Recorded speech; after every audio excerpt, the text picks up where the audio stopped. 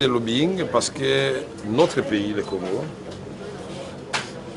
ce n'est pas n'importe quel pays. La République démocratique du Congo, c'est 9 voisins, c'est au cœur de l'Afrique, c'est une position géostratégique importante pour le monde et pour l'Afrique. Et donc, quand il y a des problèmes au Congo, il ne faut pas croire que le destin du Congo se destine seulement au Congo, non. C'est au Congo, c'est dans la région de l'Afrique centrale et des Grands Lacs, c'est dans le continent africain, mais surtout dans le monde. Et donc, il était de mon devoir de parcourir le monde avec le peu d'énergie et de moyens que j'avais pour parler de mon pays, pour dire que ce qui se passe dans mon pays n'est pas normal. Nous sommes dans une spirale de guerre récurrente depuis 1996. Le déclenchement est parti de 1994 avec le génocide au Rwanda. Nous avons reçu sur le territoire congolais 2 millions de réfugiés, malheureusement parmi lesquels les ex-FARC. Il y a une tripartite communauté internationale, gouvernement d'Israël de l'époque, HCR. Il y a des résolutions qui avaient été prises pour éloigner les réfugiés rwandais conformément au droit international à au moins 150 km de leurs frontières. Et une autre résolution qui avait été prise pour qu'on sépare les hommes en armes des réfugiés civils. Et chaque partie devait accomplir sa tâche, c'est-à-dire les Nations Unies avec les HCR, le gouvernement congolais qui a accueilli des réfugiés et le gouvernement rwandais qui devait préparer le retour de ses propres filles et de ses propres fils. Mais au moment où on devait éloigner les ex-FARC et les réfugiés Hutus, c'était le premier dysfonctionnement du système des Nations Unies, puisqu'on a demandé aux Zaïre à l'époque, c'était M. Kamando Akamada qui était ministre des Affaires étrangères, dans le gouvernement Kengo de l'époque, de garder les réfugiés rwandais là où ils étaient, à un jet de pierre de leur pays, sous la sécurité du gouvernement zaïrois de l'époque. Le président Mobutu, lui, croyait avoir trouvé une carte pour rebondir sur la scène internationale, puisqu'il était déjà en difficulté avec la conférence Nations souveraines, avec une transition qui n'en finissait point. C'était une carte à jouer. Mais il avait oublié que ces généraux à ce moment-là étaient déjà, du moins pour ceux qui étaient du côté de Kivu, dans un affairisme sans nom. Ils vendaient les armes et il y avait mis une opération qu'on appelait opération turquoise. Pourquoi turquoise? Puisque c'est à la faveur de l'opération turquoise initiée par la France au Conseil de sécurité que ce couloir a été ouvert. Donc, tous les véhicules, tous les biens pillés au Rwanda, les armes, les munitions, tout cela on appelait opération turquoise. Et puis le Rwanda a commencé à donner des avertissements pour dire attention, avec les hommes en armes, un jet de pierre de mon pays, nous sommes en insécurité. Et le prétexte était vite trouvé. Ils sont allés trouver le musée Laurent Désiré Kabila, on a créé l'AFDEL et la suite vous la connaissez. Et donc nous avons dit cette spirale de guerre, nous devons la briser. Parce que nous avons déjà eu l'accord de Lusaka, nous avons déjà eu Sun City, nous avons déjà eu l'accord de Pretoria entre le président Kagame et le président Kabila le 6 septembre 2001. Nous avons déjà eu l'accord de Luanda entre le président Kabila et le président Museveni le 30 septembre 2002. Nous avons déjà eu l'accord global inclusif entre tous les Congolais à Sun City le 17 décembre 2002. Et il y a eu un accord entre le Congo et le Rwanda. C'était un accord secret. Il y a un accord que nous avions tous décrié entre le CNDP et le Congo. Et nous disons qu'il n'est jamais trop tard pour bien faire. Nous avons eu les élections le 28 novembre 2011 qui étaient chaotiques, frauduleuses et qui ont conduit à des institutions complètement piégées et qui ne fonctionnent pas harmonieusement. Et nous nous attendions à ce que celui qui avait été proclamé vainqueur, celui qui incarne le leadership, puisse dire, bon, c'est mon pays, c'est notre pays, même si les autres me contestent, qu'est-ce que nous pouvons faire ensemble pour que demain ne ressemble pas à hier, pour que le processus de démocratisation qui va suivre soit différent de la calamité que nous avons connue le 28 novembre 2011. Et là, je pensais déjà aux élections provinciales, je pensais aux élections municipales locales et je pensais à 2016. Pour qu'ils nous disent à haute voix, bon, ok, j'ai triché la dernière fois, bon, écoutez, mais je pars le 19 décembre 2016 à minuit. Pour qu'ils nous disent, oui, le Congo nous appartient à nous tous, à l'opposition, à la majorité, pour qu'ils nous disent que ceux qui ont gagné n'ont pas tout gagné, ceux qui ont perdu n'ont pas tout perdu. Pour qu'ils nous disent nous allons autoriser à l'opposition, dans le cadre de ses prérogatives constitutionnelles et de la loi portant statut de l'opposition, de se choisir son porte-parole et de fonctionner comme un contre-pouvoir. Pour qu'ils nous disent nous allons laisser le gouvernement travailler selon les normes classiques et modernes d'un gouvernement qui non seulement gère dans la transparence, mais qui accepte d'être contrôlé. Pour qu'ils nous disent le Parlement, l'Assemblée nationale va exercer ses prérogatives par le contrôle parlementaire que je ne vais pas bloquer de quelque manière que ce soit. Pour qu'ils nous disent que la CENI que je vais mettre en place sera différente, que nous mettrons ensemble en place sera différente de la CENI qui nous a amenés au désastre électoral. Tout cela n'a pas été fait. L'UNC a proposé même plan de sortie l'église le 5 octobre 2012. Mais avant ça, il y a l'initiative de l'Église catholique le 5 février 2012. Et le président n'a parlé que le 15 décembre 2012 pour dire qu'il y aura cohésion nationale et que la formule, l'initiative va l'annoncer. Mais le pouvoir ayant horaire divide, le secrétaire général des Nations Unies a saisi la balle au bon, puisqu'il ne fallait pas laisser le Congo basculer dans les horreurs et insécurité. On a signé l'accord cadre d'Addis Abeba le 24 février 2013. L'accord d'Addis Abeba, ce n'est qu'un texte de référence et de base.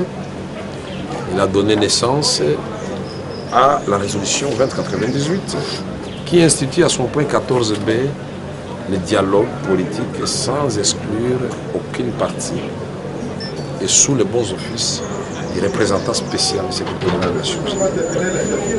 Nous avons été contactés indirectement par le président Sassou Nguesso et nous nous entendions à ce qui est le président Kabila lui-même, puisque le pays ne doit pas être géré par procuration.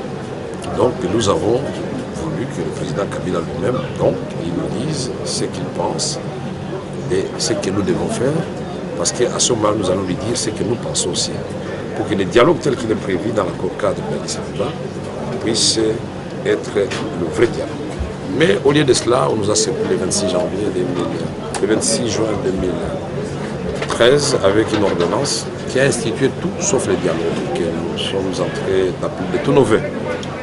Donc, nous, l'opposition, nous sommes réunis le 1er juillet. Et vous vous rappelez très bien, c'est le président parlementaire des groupes parlementaires de l'UNC, des MLC, qui a lu la déclaration de l'opposition. C'était clair, l'opposition a dit, puisque l'ordonnance du président viole et l'accord et la résolution, nous n'allons pas y participer.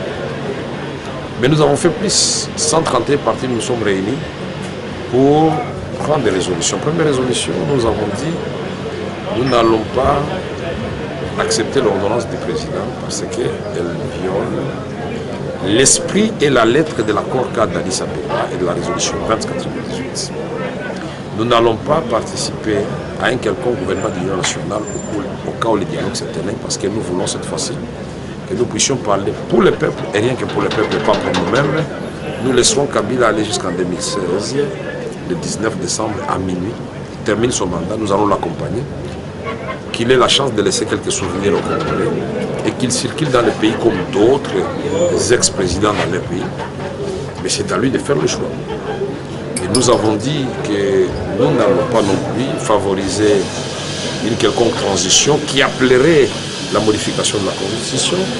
Nous avons dit que nous n'allons pas accepter la révision constitutionnelle et que s'il faut faire cette révision constitutionnelle, il faudra marcher sur le cadavre des Congolais. Nous avons dit que nous n'allons pas non plus accepter que le dialogue que nous voulons soit un dialogue monnayé par les politiciens, c'est-à-dire au pays de perdièmes. C'est une honte qu'on puisse payer autant d'argent aux Congolais qui doivent parler pour l'avenir de leur peuple pendant que le peuple lui-même est dans la misère. Et nous ne sommes pas limités seulement à la critique, nous avons fait une proposition. Nous avons dit, président Kabila, c'est comme ça que nous l'avons appelé, c'est qui est l'avancée significative. D'autres l'appellent M. Kabila. Nous sommes des républicains. S'il met en place une commission mixte paritaire, opposition, société civile, majorité, pour préparer le vrai dialogue conformément au texte qu'il a ratifié lui-même, nous allons y participer. Il ne l'a pas fait. Nous avons avancé, nous avons créé la coalition pour le vrai dialogue, c'est-à-dire qui va s'asseoir sur les deux textes internationaux auxquels je viens de faire allusion. Et donc, nous allons commencer ce travail, dont nous ne croisons pas les bras. Aujourd'hui, vous avez suivi, j'ai dit à tout le monde, on ne puisse pas jeter la pierre aux concertateurs. Nous souhaitons aux concertateurs bonne chance, mais nous savons sur quel terrain ils se sont risqués, et qui regardent là où ils vont mettre leurs pieds, parce que là-bas, on dit ce qu'on ne fait pas, on fait ce qu'on ne dit pas. Et donc, au niveau de la communauté internationale et au niveau des pays africains, j'ai dit que c'est inacceptable que les gens continuent à mourir au Kivu, que les Ignélés restent encore dans la Likwala, que les gens continuent à mourir dans le Nord Katanga et dans l'Ituri, pendant qu'on distribue de l'argent au palais du peuple. Inacceptable. Nous devons tenir le vrai dialogue. Et comme ce sont vos textes à vous, dites-nous ce qui a changé pour que vous souteniez cette supercherie qui a été initiée par le gouvernement, qui est tout sauf le dialogue que vous, la communauté internationale, vous avez prôné dans vos instruments, vos propres instruments. Il ne s'agit pas de la politique de la chaise vide. Donc voilà ma tournée. Je suis rentré aujourd'hui, j'ai fait rapport aux militantes et militants de la coalition, non seulement mon parti, mais d'autres partis qui sont venus m'attendre, au staff dirigeant. Voilà. Président, une petite part quels sont ceux que vous aurez floués? Non, mais à ce moment-là, puisque vous êtes de bons journalistes, vous aurez pu poser la question à la personne pour savoir quel est le problème. Je n'attends rien du président Kengo, il est président du Sénat. Moi, je suis un ancien président de l'Assemblée nationale. C'est mon aîné, c'est mon grand frère, c'est mon papa. Il n'a qu'à choisir. Je l'appelle tantôt Koudoutou, tantôt je l'appelle papa. Et il sait que je le respecte beaucoup. Et partout, on m'a posé la question sur lui. J'ai dit, je refuse, avec l'éducation qui est la mienne, de polémiquer avec mon aîné. Il a fait son choix. Mais il sait très bien que lui et nous, nous avons convenu de ne pas participer aux concertations parce que lui, comme nous, nous avons dit que l'ordonnance de Kabila, du président de la République, violait l'accord cadre d'Addis Abeba et la résolution 2098. Et même, comme vous êtes vigilant, vous savez que c'est M. Bongongo Ikoli, qui est secrétaire général de son parti, son bras droit, qui avait lu la déclaration finale. La question que je me pose, moi personnellement, et j'aimerais que mes amis me répondent, qu'est-ce qui a changé depuis lors? Nous sommes en train de désorienter notre peuple. Les hommes d'État assument leur signature, leurs paroles, leur engagement. Tant que rien n'a changé, si vous avez dit non, continuez à dire non. Si c'est pour le bien du peuple, et moi je continue à dire non, je ne participerai pas, et mon parti non plus, et les alliés de l'INC non plus. Même s'il faut qu'on reste le seul parti dehors, nous allons rester dehors, c'est la qualité qui compte ici, mais pas la quantité. Mais je souhaite de tout mon cœur que nous nous trompions et que ceux qui sont partis au palais du peuple aient raison. Je souhaite bonne chance, mais je ne vois pas comment. En discutant sur les thématiques qu'ils ont retenues là-bas, la guerre va cesser dans le Nord Kivu. Je ne vois pas en discutant au palais du peuple comment les Maïmaï vont disparaître dans les Nord Katanga, les Katakatanga et les autres Maïmaï. Je ne vois pas en discutant au palais du peuple comment les M23 va cesser. Et en même temps, je me pose la question, pourquoi des processus parallèles à Kampala, où le président semble être enthousiaste. Et quand on parle de Kampala, c'est lui-même qui y va avec son gouvernement. Mais quand on dit qu'il faut discuter avec Amere ou Tshisekedi ou Mosengo ou tout autre leader congolais, il est allergique, tout sauf celui-là, mais tout sauf cela. Il y a quand même un problème très sérieux entre nous.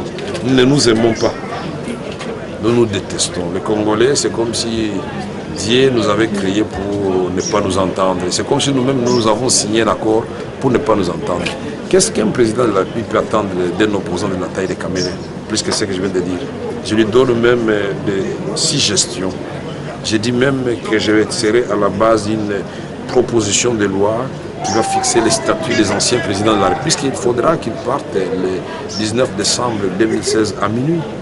Il n'y aura pas de tripatouillage. J'ai dit aujourd'hui, les manœuvres de M. l'abbé Maloumalou et autres, de nous présenter des calendriers tendancieux pour prolonger le mandat, c'est sans objet, ça risque d'être une bombe qui va éclater entre les mains, puisque le 19 décembre 2016 à minuit, élection ou pas élection, le peuple sera dans la rue pour constater que le mandat est terminé. Alors autant bien préparer ce départ. Et nous disons qu'ils sont prêts, qu'ils laissent des souvenirs au peuple congolais. C'est l'objet qui change pratiquement la carte de beaucoup de choses dans beaucoup de pays. Et vous avez la certitude, l'incertitude, ou vous avez foi par rapport au contact lié au lobby? Foi, parce que vous avez constaté que les concertations ont perdu leur rayonnement. Ce n'est plus l'enthousiasme du début.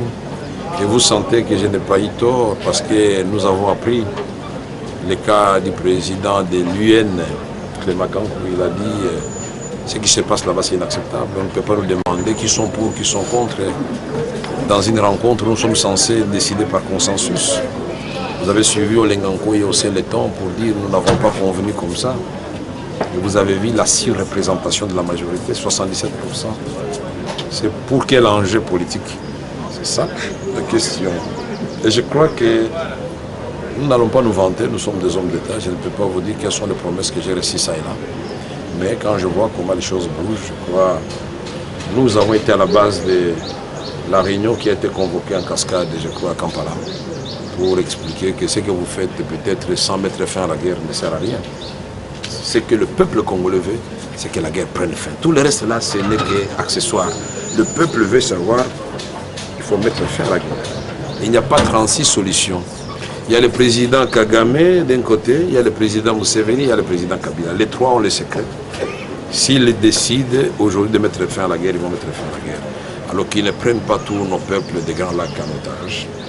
Je les invite à devenir des partenaires de la paix et du développement pour engager nos peuples respectifs sur le chemin du bonheur et de la prospérité. Parce que dans le passé, nous avons vu le président de Gaulle et le président Denauer faire la même chose. Pourquoi nous, les Africains, nous serions incapables de construire des routes qui partiraient de l'océan Atlantique jusqu'à l'océan Indien?